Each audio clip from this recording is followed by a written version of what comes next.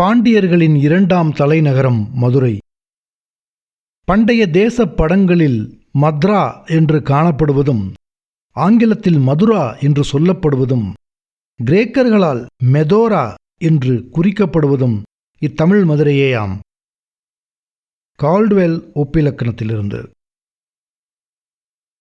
சுவர்களில் ஓரடி உயர எழுத்துக்களில் விளம்பரங்கள் விதவிதமாக ஒன்றி வாழ்ந்தன. நிஜாம் லேடி புகையிலை, ஆகே கட்பாடிகள், எச்சரிக்கை புரட்சி தீ, சுவிசேஷ கூட்டங்கள், ஹாஜி மூசா ஜவுளிக்கடை, ஜவுளிக்கடல், 30/9/73 அன்று கடவுளை நம்பாதவர்கள் சுமக்கப் போகும் தீச்சட்டிகள். மதுரையின் ஒரு சாதாரண தினம். எப்போதும் போல் பைப் அருகே குடங்கள் மனிதர்களுக்காக வரிசை தவம் இருந்தன. சின்ன பையன்கள் டெட்டானஸ் கவலையின்றி மண்ணில் விளையாடிக் கொண்டிருந்தார்கள். பாண்டியன் போக்குவரத்துக் கழக பஸ்கள் தேசியம் கலந்த டீசல் புகை பரப்பிக் கொண்டிருந்தன. விரைப்பான கால்சராய் சட்டை அணிந்த புரோட்டீன் போதாத போலீஸ்காரர்கள் இங்கிட்டும் அங்கிட்டும் செல்லும் வாகன மானிட போக்குவரத்தை கட்டுப்படுத்திக் கொண்டிருந்தார்கள். நகரத்தின் மனித இயக்கம் ஒருவித பிரவுனியன் இயக்கம் போல இருந்தது. பௌதீகம் தெரிந்தவர்களை கேட்கவும். கதர்ச்சட்டை அணிந்த மெல்லிய அதிகம் நீளமில்லாத ஊர்வலம் ஒன்று சாலையின் இடப்புறத்தில் அரசாங்கத்தை விலைவாசி உயர்வுக்காக திட்டிக்கொண்டே ஊர்ந்தது. செருப்பில்லாத டப்பாக்கட்டு ஜனங்கள், மீனாட்சி கோயிலின் ஸ்தம்பித்த கோபுரங்கள், வற்றிய வைகை பாலம். மதுரை. நம் கதை இந்த நகரத்துக்கு இன்று வந்திருக்கும் ஒரு பெண்ணை பற்றியது. வள்ளியம்மாள் தன் மகள் பாப்பாத்தியுடன் மதுரை பெரியாஸ்பத்திரியில் ஓபி டிபார்ட்மெண்டின் காரிடாரில் காத்திருந்தாள். முதல் தினம் பாப்பாத்திக்கு ஜுரம். கிராம பிரைமரி ஹெல்த் சென்டரில் காட்டியதில் அந்த டாக்டர் பயம் காட்டிவிட்டார். உடனே பெரியாஸ்பத்திரிக்கு எடுத்துட்டு போ என்றார். அதிகாலை பஸ் ஏறி பாப்பாத்தி ஸ்ட்ரெச்சரில் கிடந்தாள். அவளைச் சூழ்ந்து 6 டாக்டர்கள் இருந்தார்கள். பாப்பாத்திக்கு 12 வயது இருக்கும். 2 மூக்கும் குத்தப்பட்டு 7 கண்ணாடி கற்கள் ஆஸ்பத்திரி வெளிச்சத்தில் பளிச்சிட்டன. நெற்றியில் விபூதி கீற்று. மார்பு வரை போர்த்தப்பட்டு தெரிந்த கைகள் குச்சியாயிருந்தன. பாப்பாத்தி ஜுரத் தூக்கத்தில் இருந்தாள். வாய் திறந்திருந்தது. பெரிய டாக்டர் அவள் தலையை திருப்பி பார்த்தார். கண் இறப்பையை தூக்கி பார்த்தார். கன்னங்களை விரலால் அழுத்தி பார்த்தார். விரல்களால் மண்டையோட்டை உணர்ந்து பார்த்தார். பெரிய டாக்டர் மேல்நாட்டில் படித்தவர். போஸ்ட் கிராஜுவேட் வகுப்புகள் எடுப்பவர். புரொஃபசர். அவரை சுற்றிலும் இருந்தவர்கள் அவரின் டாக்டர் மாணவர்கள். Acute case meningitis. Notice T. Valliammal அந்த புரியாத சம்பாஷணையின் ஊடே தன் மகளையே ஏக்கத்துடன் நோக்கிக் கொண்டிருந்தாள். சுற்றிலும் இருந்தவர்கள் ஒவ்வொருவராக வந்து ஆப்தல்மாஸ்கோப் மூலம் அந்த பெண்ணின் கண்ணுக்குள்ளே பார்த்தார்கள். டார்ச் அடித்து விழிகள் நகர்கின்றனவா என்று சோதித்தார்கள். குறிப்புகள் எடுத்துக்கொண்டார்கள். பெரிய டாக்டர், இவளை அட்மிட் பண்ணிட சொல்லுங்கள் என்றார். வள்ளியம்மாள் அவர்களின் முகங்களை மாறி மாறி பார்த்தாள். அவர்களில் ஒருவர், இதை பார்மா, இந்த பெண்ணை உடனே ஆஸ்பத்திரியில் சேர்க்கணும். அதோ அங்கே உட்காந்துருக்காரு, அவர்கிட்ட போ. சீட்டு எங்கே என்றார். வள்ளியம்மாளிடம் சீட்டு இல்லை. சரி, அவர் கொடுப்பாரு, நீ வாயா இப்படி பெரியவரே. வள்ளியம்மாள் பெரிய டாக்டரை பார்த்து, ஐயா, குழந்தைக்கு சரியாயிடுங்களா என்றாள். முதல்ல அட்மிட் பண்ணு, நாங்க பார்த்துக்கிறோம்.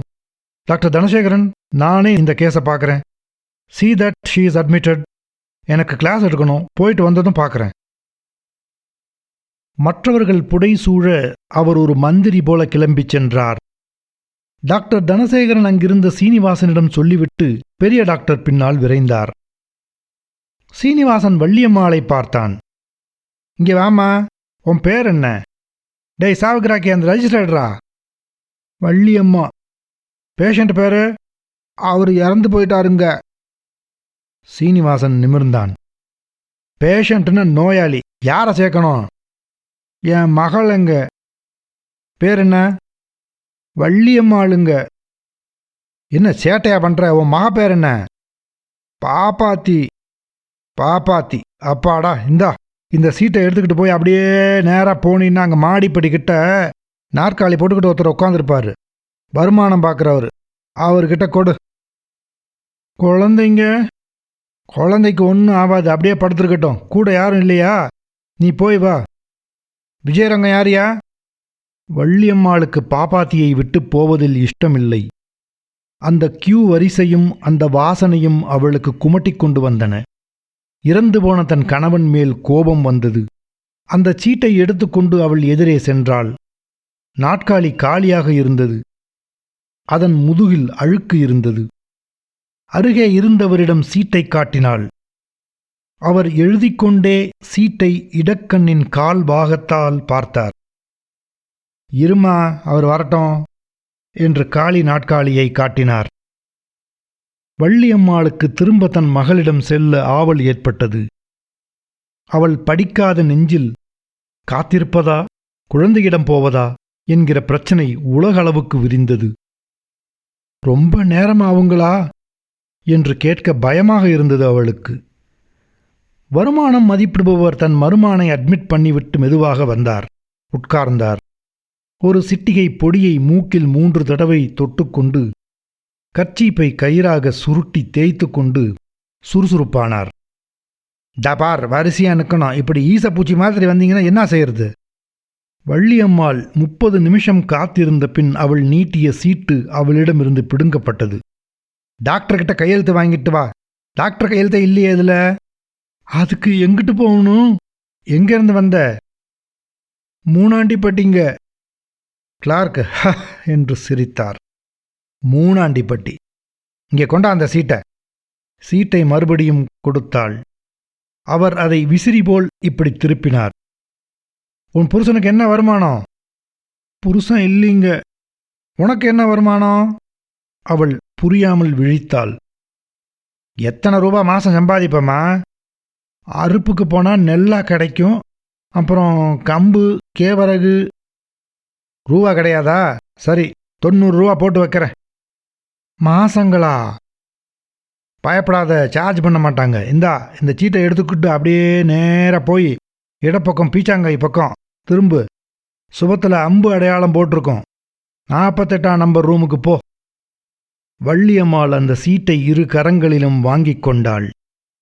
கிளார்க் கொடுத்த அடையாளங்கள் அவள் எளிய மனத்தை மேலும் குழப்பியிருக்க, காற்றில் விடுதலையடைந்த காகிதம் போல் ஆஸ்பத்திரியில் அலைந்தாள். அவளுக்கு படிக்க வராது. 48ஆம் நம்பர் என்பது உடனே அவள் ஞாபகத்திலிருந்து விலகி இருந்தது. திரும்பிப்போய் அந்த கிளார்க்கை கேட்க அவளுக்கு அச்சமாக இருந்தது. ஒரே ஸ்ட்ரெச்சரில் 2 நோயாளிகள் உட்கார்ந்து கொண்டு பாதி படுத்துக்கொண்டு மூக்கில் குழாய் சொருகியிருக்க அவளை கடந்தார்கள். மற்றொரு வண்டியில் ஒரு பெரிய வாயகன்ற பாத்திரத்தில் சாம்பார் சாதம் நகர்ந்து கொண்டிருந்தது.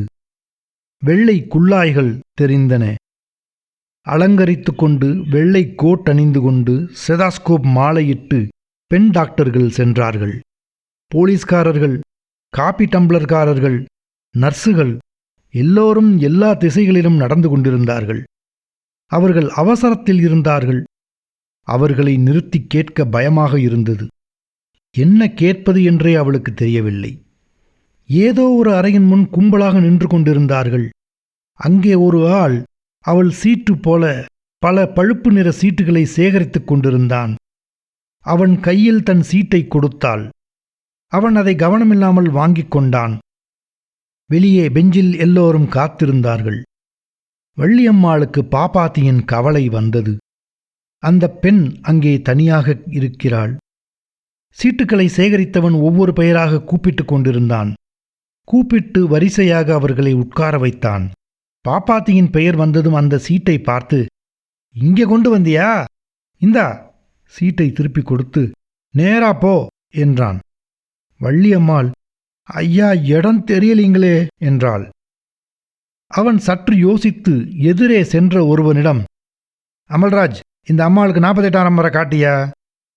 இந்த ஆள் பின்னாடியே போ, அவர் அங்கதான் போறார் என்றான். அவள் அமல்ராஜின் பின்னே ஓட வேண்டியிருந்தது. அங்கே மற்றொரு பெஞ்சில் மற்றொரு கூட்டம் கூடியிருந்தது. அவள் சீட்டை ஒருவன் வாங்கிக் கொண்டான்.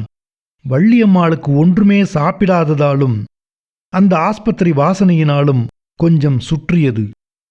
அரை மணி கழித்து அவள் அழைக்கப்பட்டாள்.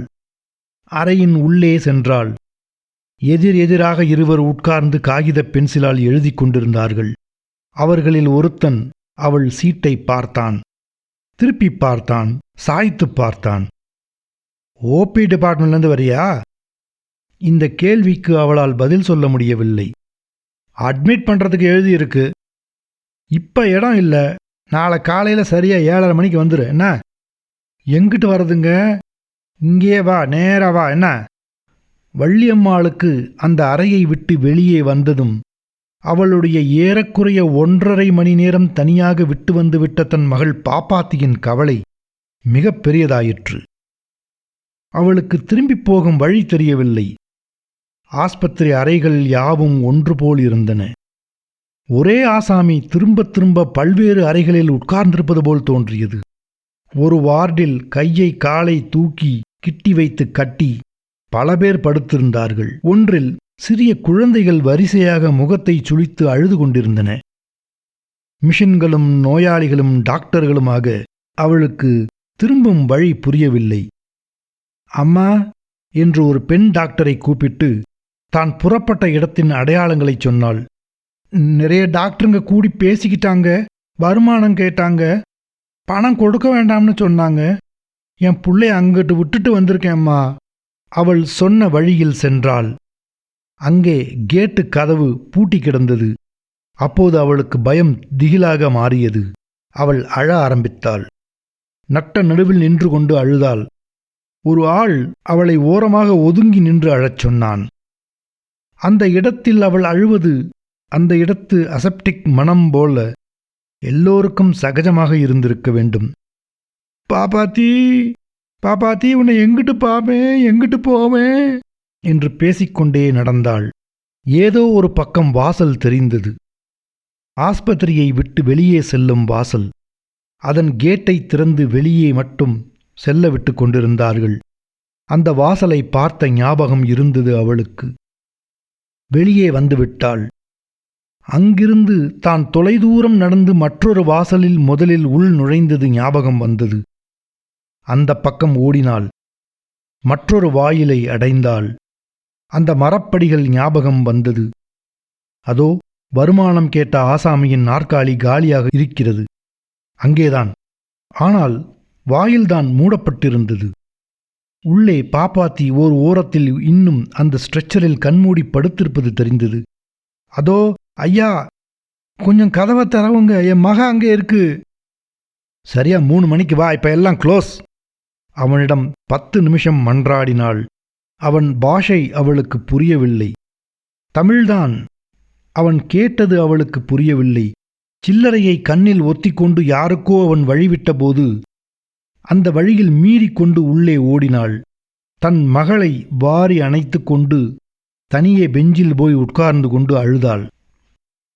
பெரிய டாக்டர் எம்டி மாணவர்களுக்கு வகுப்பெடுத்து முடிந்ததும் ஒரு கப் காபி சாப்பிட்டு விட்டு வார்டுக்கு சென்றார். அவருக்கு காலையில் பார்த்த மெனிஞ்சைட்டிஸ் கேஸ் நன்றாக ஞாபகம் இருந்தது. பிஎம்ஜேயில் சமீபத்தில் புதிய சில மருந்துகளை பற்றி அவர் படித்திருந்தார். இன்னைக்கு காலையில் அட்மிட் பண்ண சொன்னேனே, மெனிஞ்சைட்டிஸ் கேஸ், 12 வயசு பொண்ணு, எங்கேயா? இன்னைக்கு யாரும் அட்மிட் ஆகலையே டாக்டர். என்னது, அட்மிட் ஆகலையா? நான் ஸ்பெசிஃபிக்காக சொன்னேனே. தனசேகரன், உங்களுக்கு ஞாபகம் இல்லையா? இருக்கிறது டாக்டர். பால், கொஞ்சம் போய் விசாரிச்சுட்டு வாங்க. அது எப்படி மிஸ் ஆகும்? பால் என்பவர் நேராக கீழே சென்று எதிராக இருந்த கிளார்க்குகளிடம் விசாரித்தார். எங்கேயா அட்மிட்னு நீங்கள் வாட்டி எழுதி போடுறீங்க, வார்டில் நிற்க இடம் கிடையாது. சுவாமி, சீஃப் கேட்குறார். அவருக்கு தெரிஞ்சவங்களா? இருக்கலாம், எனக்கு என்ன தெரியும். 12 வயசு பொண்ணு ஒன்றும் நம்ம பக்கம் வரல. வேற யாராவது வந்திருந்தா கூட எல்லாரையும் நாளை காலையில் 7:30 மணிக்கு வர சொல்லிட்டேன். ராத்திரி 2-3 பெட்டு காலியாகும். எமர்ஜென்சினா முன்னாலேயே சொல்லணும். இல்லை பெரியவருக்கு அதில் இன்ட்ரெஸ்ட் இருக்குன்னு ஒரு வார்த்தை. உறவுக்காரங்களா? வள்ளியம்மாளுக்கு மறுநாள் காலை 7:30 மணி வரை தான் என்ன செய்யப் போகிறோம் என்பது தெரியவில்லை. அவளுக்கு ஆஸ்பத்திரியின் சூழ்நிலை மிகவும் அச்சம் தந்தது. அவளுக்கு தன்னை பெண்ணுடன் இருக்க அனுமதிப்பார்களா என்பது தெரியவில்லை. வள்ளியம்மாள் யோசித்தாள். தன் மகள் பாப்பாத்தியை அள்ளி அணைத்துக் கொண்டு மார்பின் மேல் சாத்திக்கொண்டு தலை தோளில் சாய கை கால்கள் தொங்க ஆஸ்பத்திரியை விட்டு வெளியே வந்தாள். மஞ்சள் நிற சைக்கிள் ரிக்ஷாவில் ஏறிக்கொண்டாள். அவனை பஸ் ஸ்டாண்டுக்கு போகச் சொன்னாள். What nonsense! நாளைக்கு 7:30 மணியா? அதுக்குள்ள அந்த பெண் செத்து போயிருங்கயா. டாக்டர் தனசேகர், நீங்க ஓபியில் போய் பாருங்க, அங்கதான் இருக்கும். இந்த ரெச்சட் வார்டில் ஒரு பெட் காலி இல்லைன்னா நம்ம டிபார்ட்மெண்ட் வார்டில் பெட் இருக்குது, கொடுக்க சொல்லுங்க, குவிக். டாக்டர், அது ரிசர்வ் பண்ணி வச்சிருக்கு. I don't care. I want that girl admitted now, right now. பெரியவர் அம்மாதிரி இதுவரை இறைந்ததில்லை. பயந்த டாக்டர் தனசேகரன், பால், மிராண்டா என்கிற தலைமை நர்ஸ் எல்லாரும் வள்ளியம்மாளை தேடி ஓபி டிபார்ட்மெண்ட்டுக்கு ஓடினார்கள். வெறும் சொரந்தான, பேசாம மூணாண்டிப்பட்டிக்கே போயிடலாம், வைத்தியரிடம் காட்டிடலாம், கிராம ஆஸ்பத்திரிக்கு போக வேண்டாம். அந்த டாக்டர் தான் பயங்காட்டி மதுரைக்கு விரட்டினார். சரியா போயிடும், வெள்ளை கட்டி போட்டு விபூதி மந்திரிச்சு விடலாம். சைக்கிள் ரிக்ஷா பஸ் நிலையத்தை நோக்கி சென்று கொண்டிருந்தது. வள்ளியம்மா, பாப்பாத்திக்கு சரியா போனா வைத்தீஸ்வரன் கோயிலுக்கு 2 கை நிறைய காசு காணிக்கையா அளிக்கிறேன் என்று வேண்டிக் கொண்டாள்.